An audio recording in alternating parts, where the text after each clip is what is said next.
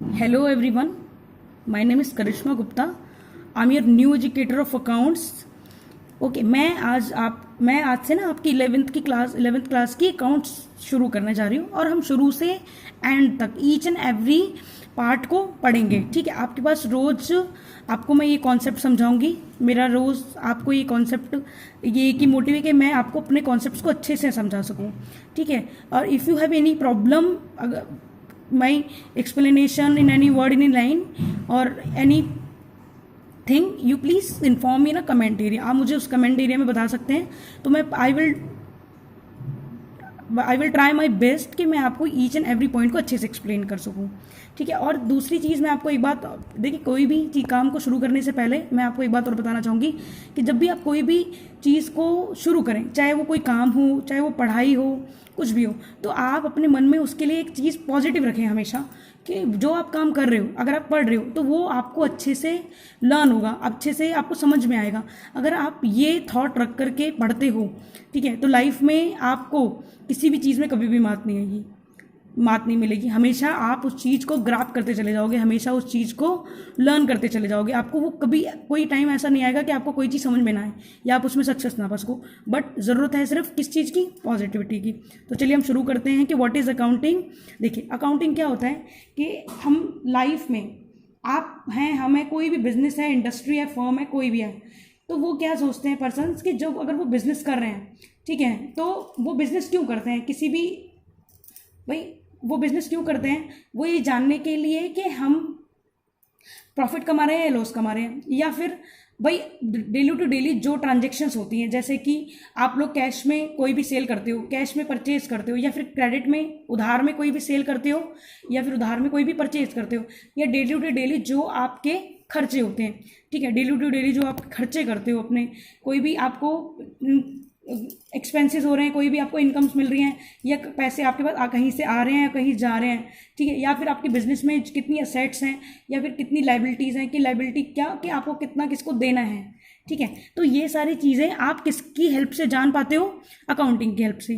ठीक है, और फिर कोई भी एक बिजनेस फर्म जो होती है वो क्या करती है? भाई आप बिजनेस शुरू करते हो तो इसलिए करते हो ना कि आपको कितना प्रॉफिट हो रहा है, कितना लॉस हो रहा है। जब तक आप ये जानोगे ही नहीं, कि आपको इस चीज़ का पता ही नहीं चलेगा, तो आप वो बिजनेस शुरू करने का कोई फ़ायदा नहीं है, या उस बिजनेस को करने का कोई फ़ायदा नहीं है। ठीक है, तो इसलिए एक बिजनेस फर्म क्या करती है? अपने प्रॉफिट्स और लॉसेस को जानने के लिए, अपनी पोजीशन को मेजर करने के लिए, ठीक है, अपने प्रॉफिट्स को डिटरमाइन करने के लिए, ठीक है, वो क्या करती है? अकाउंट्स बनाती है। ठीक है, ये हो गया मीनिंग। अब चलिए हम डेफिनेशन पढ़ते हैं। अकाउंटिंग की क्या डेफिनेशन? भाई क्या होता है अकाउंट्स?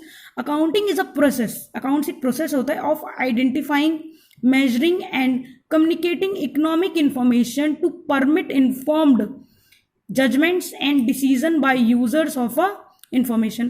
कि अकाउंटिंग क्या होता है? एक प्रोसेस होता है किसी भी ट्रांजेक्शन को जानने का, इन्फॉर्मेशन, इकोनॉमिक इन्फॉर्मेशन को आइडेंटिफाई करने का, उसको मेजर करने का, और ऐसे यूजर्स को, जो आपके रिलेटेड यूजर्स हैं, चाहे वो ऑनर है, चाहे वो क्रेडिटर्स हैं, चाहे वो बैंकर्स है, कोई भी है, जो आपके रिलेटेड यूजर्स हैं, उनको कम्युनिकेट करने का, ठीक है, ताकि वो उस चीज़ से रिलेटेड या इन्फॉर्मेशन से रिलेटेड आपको जजमेंट्स दे सकें। That's it is called accounting. Okay class, ठीक है।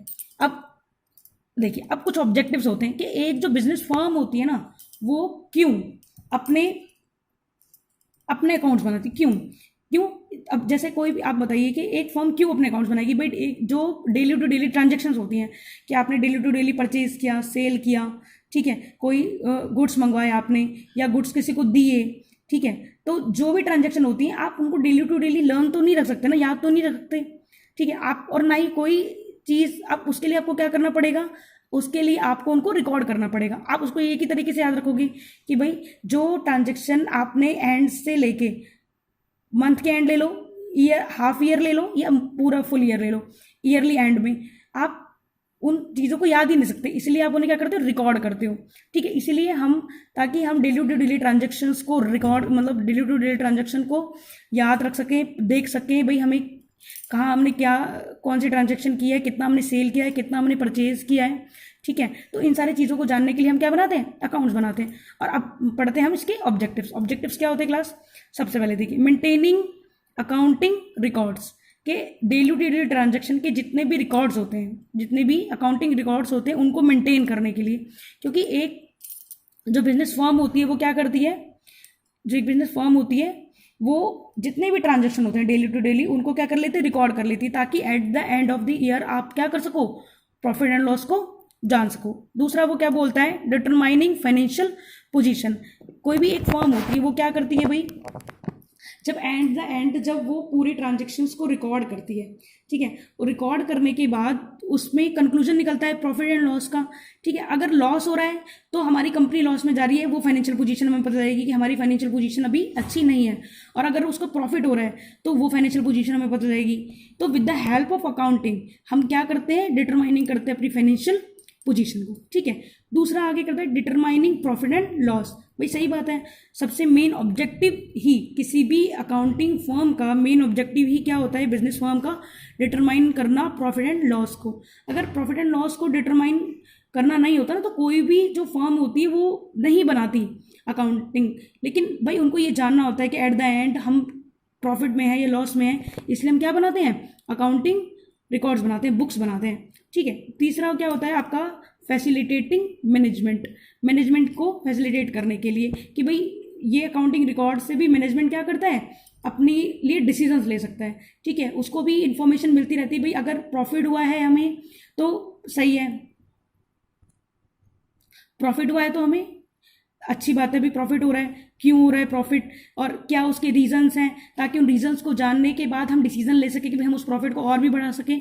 या फिर अगर हमें लॉस हो रहा है तो वो लॉस हमें क्यों हो रहा है, ठीक है। अगर वो लॉस हमें क्यों हो रहा है उसके हम रीजन जान सकें और उस लॉस के रीजंस को जानने के बाद हम डिसीजन ले सकें।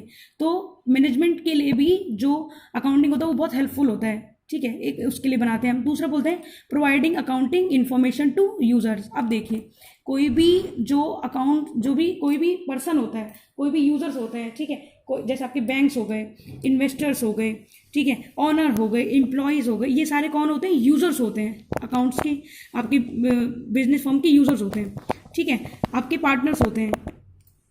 तो providing accounting information to user, तो अकाउंटिंग का एक मेन ऑब्जेक्टिव भी क्या होता है, अकाउंट्स की इन्फॉर्मेशन अपने यूजर्स को देना, ताकि वो भी फ्यूचर में फर्म के लिए क्या कर सकें, डिसीजन ले सकें।